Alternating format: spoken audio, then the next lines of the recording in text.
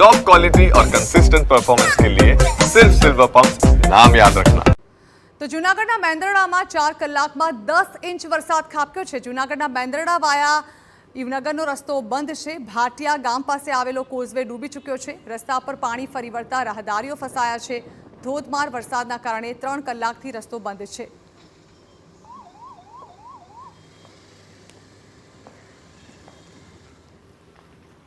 વરસાદ અને પવનના કારણે રસ્તામાં 2-3 ઝાડવા પડેલ છે, જે દૂર કરાવેલ છે હાલમાં।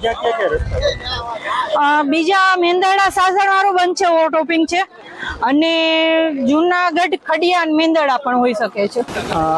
જૂનાગઢથી મેંદરડા જતા રસ્તા ઉપર ભાટિયાની ઉપર એક હોકડું પડે છે। હોકરા ઉપરના પુલના ઉપરથી પાણી ઉપરવાસ ભારે વરસાદના કારણે હોકરા ઉપરથી પાણી જાય છે, જેથી જૂનાગઢથી મેંદરડાનો રસ્તો બંધ થઈ ગયો છે। હું જૂનાગઢથી મેંદરડા રોજ માટે અપડાઉન કરું છું।